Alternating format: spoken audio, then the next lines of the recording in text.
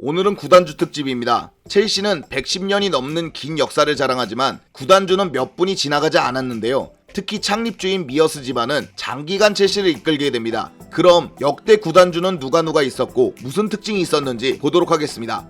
가시죠. 사실 스탠포드 브리지는 종합운동장으로 먼저 출발했고 1877년 4월 28일 날 개장했습니다. 그걸 당시 거스 조셉 미어스 형제가 인수하게 되고 축구장으로 개조하게 되는데 당시 설계에는 수용 인원이 10만 명으로 잡혀 있습니다. 이게 가능했던 거는 그 당시 관중석이 대부분 입석이기도 하고 과다 인원의 입장도 많았기 때문에 늘 사람이 많았다고 합니다. 당시 거스 미어스의 꿈은 스탠포드 브리지를 영국 최고의 경기장으로 만드는 것이었는데요. 이것은 그해 사후 1920년, 1923년 FA컵이 계속 첼시 홈구장에서 열리면서 실현되게 됩니다. 이후 힐스버리 참사가 일어나면서 입석에서 좌석으로 바뀌면서 과다 인원 입장이 사라졌고 그래서 현재 스탠포드 브리지의 수용 인원은 4만 천석입니다. 아무튼 스탠포드 브리지를 개조하고 지역 연고로 있는 플럼에게 임대하려고 했으나 이는 거절되었고 자연스럽게 창립으로 이어지게 됩니다. 근처 술집이었던 라이징 선에서 주주들이 모여서 이름을 토론했고 그중 가장 멋진 이름으로 첼시가 선정되어서 지금까지 첼시로 오게 됩니다. 여기서 동생 거스 미어스는 몸무게가 120kg가 넘는 비만이었는데요. 이로 인해서 37살에 요절하게 됩니다. 그 후 운영을 조셉 미어스가 맡아서 하다가 아들, 손자로 물려받게 되는데요. 이게 70년이 넘는 시간이 이어지면서 미어스 집안은 장기간 첼시를 이끌게 됩니다. 이후 재건축을 하면서 재정확화가 되고 성적 부진까지 나오면서 브라이언 미어스는 팬들에게 압박을 받았고 결국 81년에 물러나면서 길고 길었던 미어스 집안의 첼시 운영기는 끝을 맞이하게 됩니다.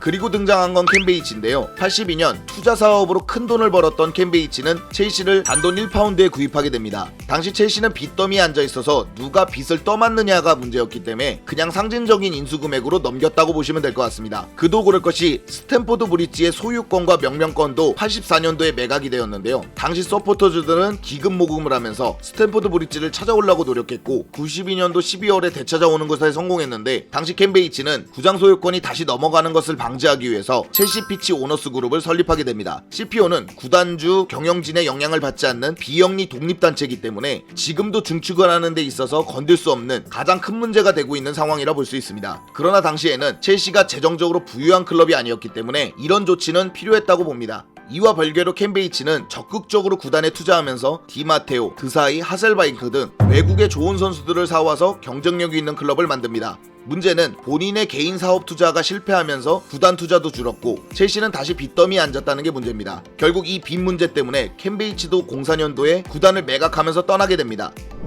켄 베이치의 20여 년간의 집권이 끝나고 등장한 것은 로만 아브라모비치입니다. 로만 아브라모비치는 막대한 재산으로 첼시의 빚을 청산하고 정말 대대적인 투자를 감행하기 시작합니다. 수많은 슈퍼스타를 모은 결과로 로만 집권 20년간 첼시는 챔피언스리그 2회 우승, 유로파 2회 우승, 리그 5회 우승, FA컵 5회 우승 등 엄청난 성적을 거두기 시작합니다. 투자만 놓고 봤을 때 수조 원이 넘는 금액을 첼시에 투자할 정도로 엄청난 열정을 보여줬고 수많은 스타 플레이어들과 스타 감독들이 거쳐 지나가게 됩니다. 문제는 이 사람이 러시아 사람, 그것도 푸틴과 가까운 사람이라는 것입니다. 영국 정부는 오래전부터 로만을 러시아 문제로 껄끄러워했는데요. 심지어 17년도 후반부터는 제재 측면에서 영국 입국이 어려워지는 등 고충을 겪기도 했습니다.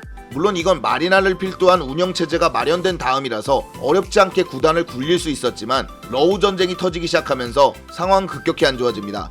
로만이 유럽에 갖고 있는 재산이 제재를 받기 시작하면서 자연스럽게 첼시 재정 활동에도 큰 타격을 받았고 당시 선수와 투엘 감독 입에선 이동수단을 구하지 못하면 직접 운전하겠다는 얘기까지 나오게 됩니다. 결국 로만은 구단 매각 금액까지 포기하면서 정말 황급히 구단을 내놓고 떠나게 됐고 그리고 등장한 것이 현 토드보웰리 컨소시엄 체제입니다.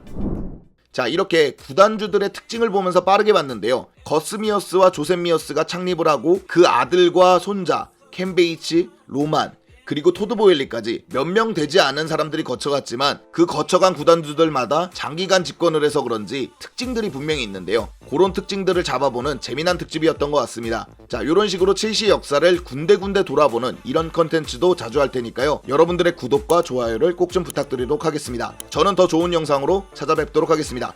감사합니다.